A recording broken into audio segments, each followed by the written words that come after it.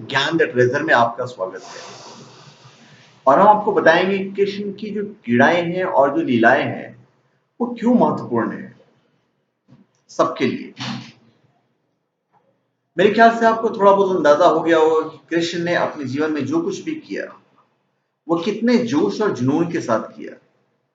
चाहे एक बालक के रूप में देखें या एक युवा के रूप में या एक योद्धा के रूप में, एक राजनीतिक के रूप में, किसी भी रूप में आप देख लीजिए, या एक शिक्षक या एक दिव्य अवतार के रूप में, उनके जीवन की किसी भी स्थिति में सुस्ती का एक पल भी नहीं था। वो हर समय पूरे जोर शोर से सक्रिय रहते थे। उनके जीवन के किसी भी स्थिति में सुस्ती का पल था ही नहीं। हर समय खुद को सक्रिय रखने में सफल हो पाते थे। निश्चित तौर पर एक बड़ी संभावना में विकसित होते ये सब गुण। चाहे हम आपका ध्यान जागरूकता पर केंद्रित करें या भक्ति, क्रिया या अपनी ऊर्जा पर, आखिरकार हम यही देखते हैं कि वह जीवन जो आप हैं उसे हर समय सक्रिय और जीवंत कैसे रखें। अगर वो हर समय सक्रिय रहेगा तो वह आपको परम प्रकृति तक ले जाएगा। अब सवाल ये है कि इसे सक्रिय कैसे रखें। हालांकि कृष्ण ने अपनी शिक्षा में सभी चारों मूलभूत तरीकों कर्म, ज्ञान, भक्ति, क्रिया की बात की है, मगर उन्होंने भक्ति के मार्ग पर ज्यादा जोर दिया है। इसलिए नहीं क्योंकि वह जागरूकता या क्रिया से बेहतर है, बल्कि इसलिए क्योंकि उन्होंने देखा है कि ज्यादातर लोग किसी और चीज के बजाय भावनाओं के प्रदर्शन में अधिक सक्षम हैं। अगर आप खुशहाली के अर्थ में अपने जीवन को देखें, जैसे मान लीजिए आज आपका कारोबार बहुत अच्छा चल रहा है, आपकी नौकरी अच्छी चल रही है, सब कुछ ठीक ठाक चल रहा है, मगर जैसे ही कोई भावनात्मक मुद्दा सामने आता है, आपके अनुभव में आपके जीवन बेकार हो जाते हैं।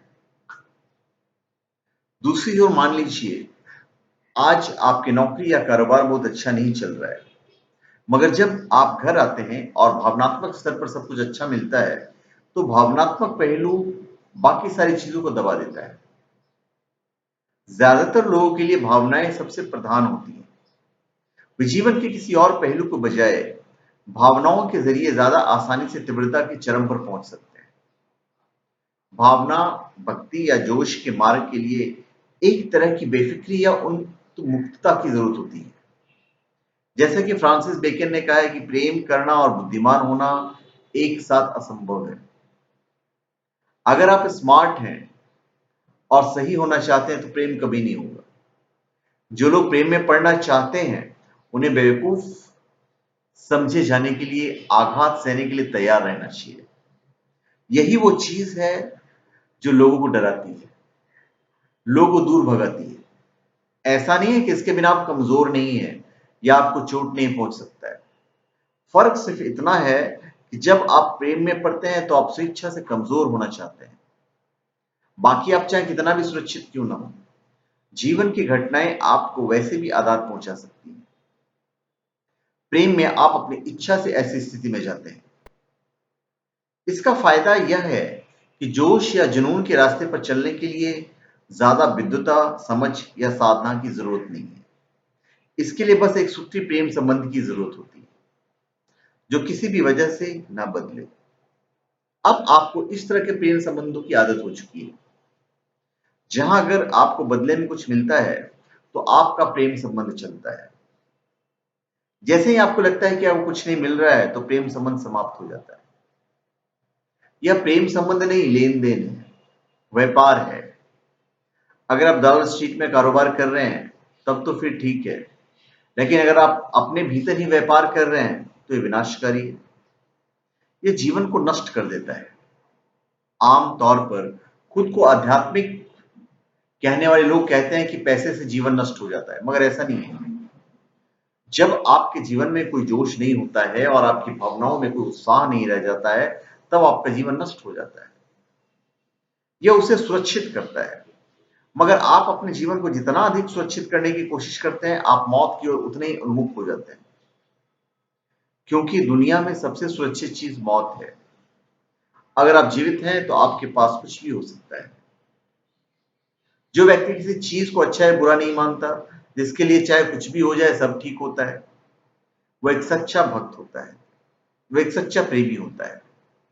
चाहे जो कुछ भी हो जाए, उसका एक ही लक्ष्य होता है कि हिसाब किताब पढ़ने वाले लोगों को मूर्खतापूर्ण लग सकता है। जो लोग हिसाब किताब करते हैं वे आरामदेह जीवन जी सकते हैं, मगर वे अस्तित्व का आनंद कभी नहीं जान पाएंगे। जो लोग हिसाब किताब नहीं करते, जो जोश के साथ जीवन जीते हैं, वे अस्तित्व के आनंद को जानते हैं। अगर आप हमेशा इस हिसाब किताब में उलझे रहते हैं कि आप कितना लगाते हैं और आपको कितना वापस मिलता है, तो आपको सिर्फ सुख सुविधाएं ही मिल पाएगी, जीवन का आनंद नहीं मिलेगा। लीला ये के 7 दिन आप में थोड़ा सा जोश लाने के लिए थे। लीला की श्रृंखला अब खत्म हो रही है, लेकिन लीला नहीं। लीला अब शुरू होनी है। लीला का मतलब कृष्ण की नकल करना नहीं है, वो मूर्खतापूर्ण होगा। कृष्ण ने कभी किसी की नकल नहीं की, ना ही आपको करनी चाहिए। लीला का मतलब है कि आप अपने जीवन का एक रस, एक आनंद लाएं। रसिक या क्रीड़ापूर्ण होने को हमेशा गैर जिम्मेदाराना हरकत माना गया है। ये बात आपके बचपन में आपको जरूर बोली गई होगी, और शायद आप भी बच्चों से ही कहते होंगे। अगर वे क्रीड़ापूर्ण मस्ती करते हैं तो आपको लगता है कि गैर जिम्मेदाराना है, मगर जीने का सबसे जिम्मेदारी भरा तरीका जीवन के साथ क्रीड़ापूर्ण होना है। लटके हुए चेहरे के साथ जीवन जीना पूरी तरह से गैर जिम्मेदाराना है। क्रीड़ापूर्ण होने का मतलब जिम्मेदार होना है। जब आप क्रीड़ापूर्ण होंगे तभी आप जीवन के प्रति प्रतिक्रियापूर्ण हो पाएंगे। जब आप गंभीर होते हैं तो आपके आसपास के जीवन आपके लिए कोई अस्तित्व नहीं होता है। आपका मतलब सिर्फ खुद से और अपनी फालतू बातों से होता है। आप दुनिया में हर चीज के प्रति प्रतिक्रियाशील तभी हो सकते हैं जब आप क्रीड़ापूर्ण हो। जीवन का बोझ ही आपको मार डालेगा। क्रीड़ापूर्ण होना कोई सिद्धांत नहीं है जिसे आपको विकसित करना है, जैसे कि मैं क्रीड़ापूर्ण होने जा रहा हूं। यह समूचा अस्तित्व ऊर्जा का एक नृत्य है। इस अस्तित्व को उत्पन्न करने वाली शक्तियां हमेशा क्रीड़ापूर्ण होती हैं। हमारी संस्कृति में हमेशा से सृष्टि को ईश्वर का खेल माना गया है। ईश्वर का खेल का मतलब यह नहीं कि ईश्वर आपके जीवन के साथ खेल रहा है और आपके लिए कष्ट पैदा कर रहा है। सृष्टि की शक्तियां लगातार क्रियारत रहती हैं। अगर वे खेलना छोड़ दें तो आप समाप्त हो जाएंगे। जब शरीर के भीतर सभी मूलभूत शक्तियां पूरे जोश और खरोश के साथ सक्रिय होती है, तभी आपको अच्छा महसूस होता है। क्रिया प्रिय होना आपका नजरिया नहीं है, यह सृष्टा और सृष्टि का नजरिया है। अगर आप सृष्टि और सृष्टा के तालमेल में हैं तो आप कुदरती तौर पर रसप्रिय या क्रीड़ापूर्ण होंगे। जब आप अपने मन की प्रक्रिया, अपने विचारों, राय, विचारधाराओं, सही और गलत और नैतिकताओं के दास हो जाते हैं, तभी आप अपनी रसप्रियता खो देते हैं। सारी रसप्रियता इसलिए खो गई है क्योंकि आप विशाल सृष्टि को अनदेखा करके अपने मन की तुच्छ कल्पनाओं के साथ ज्यादा जुड़ जाते हैं। अगर आप जीवन के अनुकूल रहते हैं, अगर आप सृष्टि और सृष्टा के तालमेल में रहते हैं, तो आप कुदरती तौर पर क्रियापूर्ण होते हैं। जो लोग क्रियापूर्ण होते हैं वही सांसारिक समस्याओं का सामना कर सकते हैं और उससे प्रभावित हुए बिना अपना बेहतरीन काम कर सकते हैं। अगर आप अपने अंदर जरूरी रसप्रियता के बिना समस्याओं से जूझने की कोशिश करेंगे तो ये समस्याएं आपको नष्ट कर देंगी। यही वजह है कि अच्छे इरादों वाले कई लोगों को उनकी परिस्थितियों ने मिटा डाला। अगर आप वाकई क्रीड़ापूर्ण हैं तभी आप उन्हें बेहतर तरीके से संभाल सकते हैं, वरना सब कुछ आपके लिए समस्या खड़ी कर सकती है।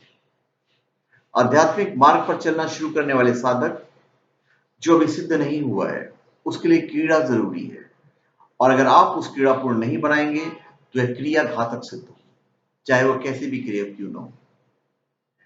अगर आप अपने काम में रोजाना कुछ घंटे भी क्रीड़ापूर्ण रहने की कोशिश करें तो आपका भौतिक शरीर भी काफी बेहतर तरीके से काम करना शुरू कर देगा।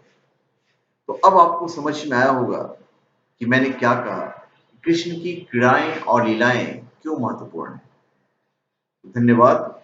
आप हमारे चैनल को सब्सक्राइब करें और अपने कमेंट दीजिए, और हम चाहेंगे कि ये जो मैं कुछ वीडियोस डाल रहा हूँ ये फिलॉसफी है, तो हर किसी को शायद अच्छी नहीं लगे, पर जिन्हें अच्छी लगे वो हमारे वीडियोस को प्लीज लाइक कर दीजिए और कमेंट भी दे दीजिएगा।